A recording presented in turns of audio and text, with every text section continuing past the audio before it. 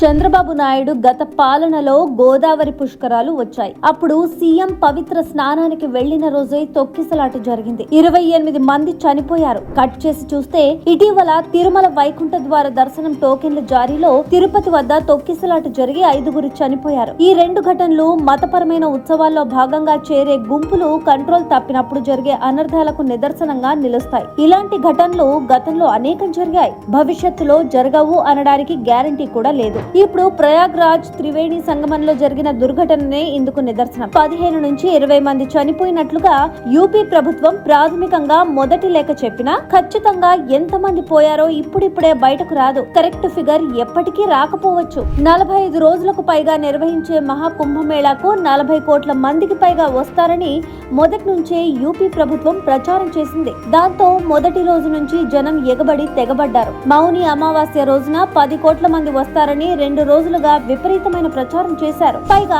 UP ప్రభుత్వం యాత్రికులకు ఎలాంటి అసౌకర్యం లేకుండా భారీగా ప్రయాణ సౌకర్యాలు కల్పించింది. దక్షిణాది ప్రాంతాలు సహా అన్ని రాష్ట్ర ప్రభుత్వాలు బస్సులు వేశాయి. రైల్వే శాఖ వందల కొద్ది స్పెషల్ ట్రైన్స్ వేసింది. దాంతో ప్రయాగ్రాజ్ చేరుకోవడానికి ఎలాంటి ఇబ్బంది కలగలేదు. నగరంలోకి ఎంట్రీ ఇచ్చిన తర్వాత సంగమానికి వెళ్లడమే పెద్ద సమస్యగా మారింది. కాస్త చోటులో లక్షల మంది నిలబడి ఉంటే వాళ్ళంతా ఒకే వైపు కదులుతూ ఉంటే తొక్కిసలాట జరగకుండా ఎలా ఉంటుంది?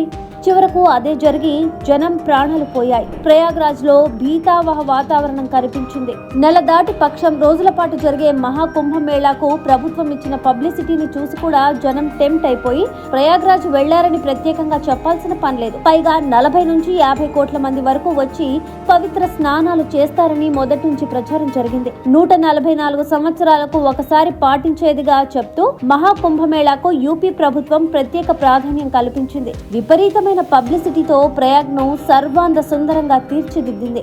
టెంట్ సిటీలు ఏర్పాటు చేసింది.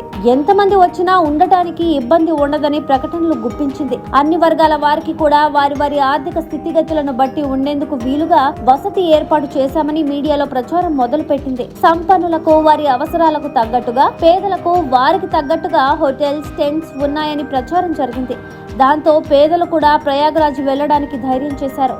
మహాకుంభమేళా పూర్తయ్యేలోపు ఒకసారైనా ప్రయాగ్రాజ్ వెళ్లి రావాలన్న కోరిక ప్రతి ఒక్కరిలో ఏర్పడింది. అందులో మౌని అమావాస్య రోజున పవిత్ర స్నానం చేస్తే పుణ్యము, పర్యాటకము 2 కోరికలు తీరుతాయని జనం డిసైడ్ అయిపోయారు. తెల్లారక ముందే పవిత్ర స్నానం పూర్తి చేయాలని చాలా మంది అనుకున్నారు. అలా అఖాడాలు రాకముందే లక్షల మంది సంగమ తీరానికి చేరుకున్నారు. అందరూ ఒక చోట చేరితే ఏం జరుగుతుంది? అదే జరిగింది. కాకపోతే ఇందులో 90% పైగా యూపీ ప్రభుత్వం తప్పిదం ఉంది. 10 కోట్ల మంది జనం వస్తారని ముందే ఊహించి కూడా క్రౌడ్ మేనేజ్మెంట్ కు ఎలాంటి చర్యలు తీసుకోలేదు. సంగమం దగ్గర కెపాసిటీకి మించి జనం చేరకుండా ఏదైనా నియంత్రణ వ్యవస్థ ఉంటే బాగుండేది. అందరినీ వదిలేసి జనం చచ్చిపోయిన తర్వాత మోదీ నుంచి సామాన్యుల వరకు సంతాపాలు ప్రకటిస్తే ప్రయోజనం ఏముంటుంది?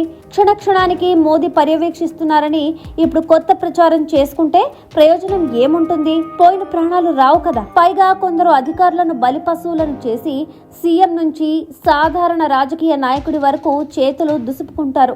ఫైనల్ గా జరిగేది అదే మరి.